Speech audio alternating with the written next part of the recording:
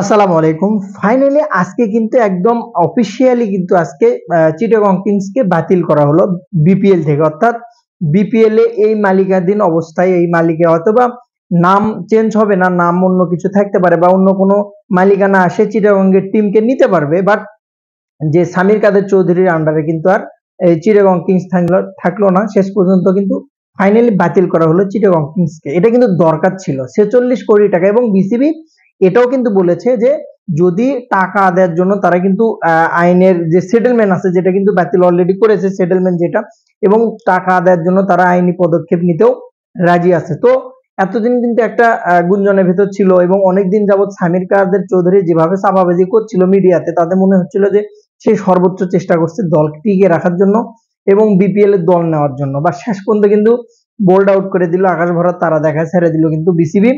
তো আজকে থেকে এই মুহূর্তে কিছুক্ষণ আগে থেকে কিন্তু বলা চলে চিটাগং কিংস বলা চলে মাইনাস, এবং বিপিএল এ অংশগ্রহণ করছে না। অফিসিয়ালি এটা কিন্তু অ্যানাউন্স হয়ে গেছে।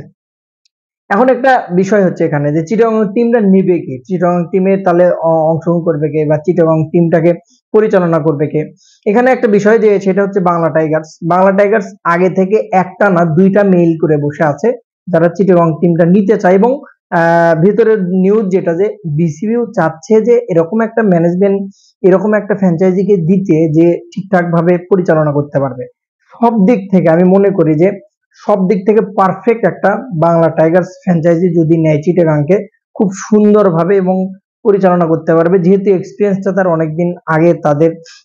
এখন বর্তমানে দুবাই বলেন আপনি, আবুধাবি বলেন আপনি, যেখানে বলেন না কেন, বাইরের রাষ্ট্রে যেহেতু তাদের অনেকগুলো লিগ চলে, এবং এই ক্রিকেটের সাথে তারা অনেকদিন যাবত কিন্তু একত্রিত আছে, সম্পৃক্ত। সো সেদিক থেকে যদি চিটাগংকে তাদের হাতে তুলে দেওয়া হয়, বিসিবি এরকমটাই প্ল্যান বা এরকম ভাবনা ভাবছে, তাহলে কিন্তু সত্যিকার অর্থে অনেক কিন্তু বড় পাওয়া হবে। এবং বলা চলে যে চিটাগং টিমটার ভালো বিদেশি থেকে আনা থেকে শুরু করে ফুল কন্ট্রোল, ফুল ম্যানেজমেন্ট, সুন্দর একটা ফ্র্যাঞ্চাইজি পাইতে হলে অবশ্যই কিন্তু বাংলা টাইগার্সের বিকল্প নয়, আমি যেটা মনে করি এখন পর্যন্ত। যদিও বাংলা টাইগার্সের ব্যতীত অন্য যেগুলো ফ্র্যাঞ্চাইজি অনেকগুলো আবেদন করেছে চিটাগংয়ের জন্য, তবে সামির কাদের চৌধুরীর মুখে যে একটা মাটি পড়লো সেরকম কিন্তু একটা, ভাই সত্যিকার অর্থে এরকম কোয়ালিটির মানুষ আসলে বিপিএল এ রাখাটা ঠিক না। বিপিএল এর মানকে আপনি যদি সত্যিকার অর্থে বাড়াতে চান, বিপিএল এর মান যদি আপনি সত্যিকার অর্থে ভালো কোয়ালিটি করতে চান, তাহলে গুলিস্তানে হেলমেট পরে খেলা ওই টিমের মালিককে আপনার দরকার নেই, লাগবে না।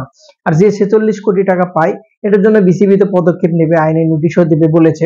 কারণ এরকম একটা টিম কি করে বিপিএল এ থাকে আপনি চিন্তা করেন, ক্ষমতা বলে হোক, পাওয়ারে হোক, যে কোনো ভাবেই হোক। তবে দুঃখজনক একটা ভিতরের নিউজ যেটা আমার কাছে, সেটা হচ্ছে যে ভাই আইএমজি বলেন আপনি, রিয়েল ইমপ্যাক্ট, এখনো নাকি বিসিবি এটা নিয়ে আলোচনা চলছে। আল্লাহ ভালো জানে যে শেষ পর্যন্ত নাকি বিসিবি নিজেই পরিচালনা করে কিনা বিপিএলটা। মানে এখন পর্যন্ত এরকম ভাবে মাঝখানে 3 দিন সময় নিছে, এখন পর্যন্ত কোনো খবর নাই, মিটিং নাই, বা কোনো একটা নিউজ নাই যে কার হাতে উঠছে এবার বিপিএলটা। তবে ভিতরের নিউজ যেটা যে এখনো নাকি তাদের ভিতর দরাদরি কষাকষি চলছে কমিশন নিয়ে। জানি না, বিসিবি তো বুঝেনি ওরকম, মানে লোভের সবচেয়ে লোভী যেটা বলে যে ফুটবলের পরে কিন্তু বিসিবি যেটা বলে, একেবারে তো লোভের শেষ নাই। এখন কমিশন নিয়ে হয়তো টাকা পয়সা বন্দিছে না নাকি, এজন্য হয়তো বা এখনো বলতে পারছে না। তবে আমার কাছে মনে হয় যে বিপিএলটা যদি বিদেশি আইএমজির হাতেই তুলে দেয়, তবেই কিন্তু বেটার হবে। তো বেস্ট অফ লাক। আমি মনে করি যে বাংলা টাইগার্সের হাতে চিটাগং টিম যদি যায়, অরিজিনালি ভালো একটা ফ্র্যাঞ্চাইজি হবে। সামির চৌধুরী, তুমি গো টু দা ওয়ে, তুমি এখন বিদায় হয়ে যাও। তোমার এই চাপাবাজি, তুমি মিডিয়াতে কয়েকদিন বহুত চাপা পিটাইছো। সো এই চাপাবাজির থেকে আর করে লাভ হবে না তোমার। তোমার কেল্লা ফতে তোমাকে আকাশ ভরার তারা দিয়ে কিন্তু বিসিবি আস্তে করে সাইড করে দিছে। বেশি বকলে এরকমই হয়। তুমি যদি সত্যিকার অর্থে সাকা হতা, তুমি যদি সত্যিকার অর্থে পিওর হতা, তাহলে এতগুলো ক্লেম, এতগুলো সমস্যা, এত কিছু হতো না।